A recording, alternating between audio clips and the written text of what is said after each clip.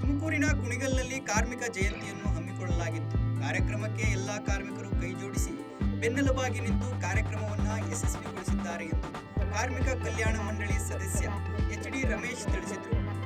ಮೇ 1ರಂದು ಅನೇಕ ಗಣ್ಯರನ್ನು ನೆನೆಯುವ ದಿನ. ಸ್ವತಂತ್ರ ಹೋರಾಟಗಾರರು ಸಾಕಷ್ಟು ಹೋರಾಟ ಮಾಡಿ ಸ್ವತಂತ್ರ ತಂದುಕೊಟ್ಟಿದ್ದಾರೆ. ಅದೇ ರೀತಿಯಾಗಿ ಕಾರ್ಮಿಕರಿಗಾಗಿ ಸಾಕಷ್ಟು ಹೋರಾಟ ಮಾಡಿ ಎಂದು ಹೋರಾಟದ ಮನೋಭಾವವನ್ನು ನಮಗೆ ಕೊಟ್ಟಿದ್ದಾರೆ. ಕಾರ್ಮಿಕರಿಗೋಸ್ಕರ ಕಾರ್ಮಿಕ ಕಲ್ಯಾಣ ಮಂಡಳಿಯಲ್ಲಿ ಕೆಲಸ ಮಾಡುವುದಕ್ಕೆ ಉತ್ತಮ ಅವಕಾಶ ಕೊಟ್ಟಿದ್ದಾರೆ. ಅದನ್ನು ಉತ್ತಮ ರೀತಿಯಿಂದ ನಿರ್ವಹಿಸುತ್ತೇನೆ ಅಂತ ಅವರು ಹೇಳಿದರು. ಇದಾಗಿತ್ತು ಇವತ್ತಿನ ಸುದ್ದಿ. ನಿರಂತರ ಸುದ್ದಿಗಾಗಿ ನೋಡ್ತಾ ಇರಿ ಸಂಪೂರ್ಣ ನ್ಯೂಸ್. ಇದು ನೊಂದವರ ಧ್ವನಿ. ಒಂದು ನಾನುಡಿ ಇದೆ, ಭಾರತ ದೇಶದ ಸಂಪತ್ತು ಅದಕ್ಕೆ ಕಾರಣಕರ್ತರು ಅಂದರೆ ಮುಖ್ಯವಾಗಿ ಶ್ರಮಿಕರಿಂದ ಆ ಸಂಪತ್ತನ್ನು ನಾವು ಕ್ರೋಢೀಕರಿಸಿದ್ದೇವೆ ಅನ್ನೋ ಮಾತನ್ನು ಹೇಳಲಿಕ್ಕೆ ಇಷ್ಟಪಡ್ತೇನೆ. ಏನು ಕೂಲಿ ಕಾರ್ಮಿಕರ ಒಂದು ಬದುಕು ಇದೆ, ಅವರ ಬೆವರಿನ ಶಕ್ತಿನೇ ಇವತ್ತು ನಮ್ಮ ಕುಟುಂಬಗಳನ್ನು ಸಾಕ್ತಾ ಇರೋದು. ಆ ಕಾರಣಕ್ಕೋಸ್ಕರ ಅಂತಾರಾಷ್ಟ್ರೀಯ ಕಾರ್ಮಿಕರ ದಿನಾಚರಣೆಯನ್ನು ಭಾಳ ಅದ್ದೂರಿಯಾಗಿ ನಾವು ಮೆರವಣಿಗೆ ಮೂಲಕ ಈ ಒಂದು ಕಾರ್ಮಿಕರ ಒಂದು ವೆಲ್ಫೇರನ್ನು ಯಾರ್ಯಾರು ರಿಟೈರ್ ಆದರೂ ಅವ್ರಿಗೆಲ್ಲರಿಗೂ ಆನರ್ ಮಾಡಿ ಸನ್ಮಾನ ಮಾಡಿ, ಯಾರ್ಯಾರು ಕಾರ್ಮಿಕರ ಮಕ್ಕಳಿಗೆ ವಿದ್ಯಾಭ್ಯಾಸದ ಪೋಷಣೆ ಮಾಡಲಿಕ್ಕೆ ಯಾರ್ಯಾರು ಒಳ್ಳೆಯ ಕೋರ್ಸ್ ತೆಗೆದು ಅವ್ರಿಗೆಲ್ಲರಿಗೂ ಒಂದು ಗುಡ್ ಸನ್ಮಾನ ಮಾಡಿ ಇವತ್ತು ಭಾಳಷ್ಟು ಜನ ಮಾತನಾಡಿದ್ರು ವೇದಿಕೆ ಮೂಲಕ.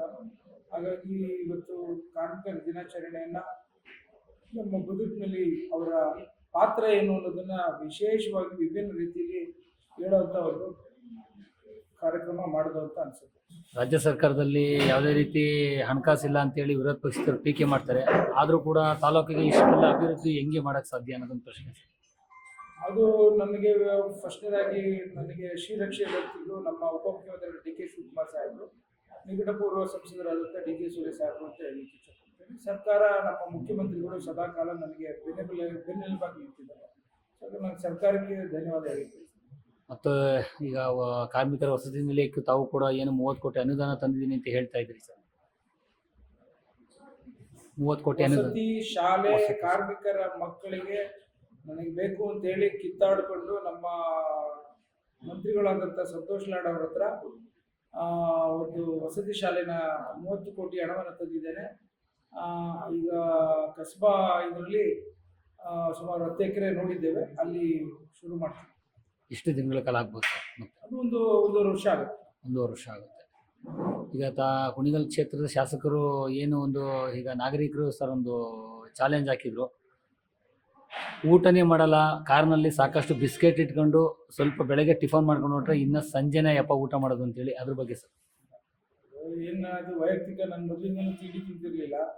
ಈಗ ಕುಣಿಗಲ್ ಬಂದು ಊಟ ಬಿಟ್ಬಿಟ್ಟಿದ್ದೀನಿ, ಒಂದೊತ್ತು ಊಟ ಮಾಡ್ತಾ ಇದ್ದೀನಿ. ಅದು ಅವರವರ ವೈಯಕ್ತಿಕ. ಅದನ್ನು ನಾನು ವಿರೋಧ ಪಕ್ಷಕ್ಕೆ ಆಹಾರವಾಗಿ ಅದನ್ನು ನಾನು ಅದನ್ನು ನನ್ನ ಹೆಸರು ಗಳಿಕೆಗೋಸ್ಕರ ನಾನು ಊಟ ಬಿಟ್ಟಿದ್ದೀನಿ ಅಂತ ಹೇಳಲಿಕ್ಕೆ ತಯಾರಿಲ್ಲ. ಯಾಕೆಂದರೆ ವಿರೋಧ ಪಕ್ಷದವರು ಅದು ಆಹಾರವಾಗಿ ಬೆಳೆಸ್ತಾರೆ. ಅದಕ್ಕೆ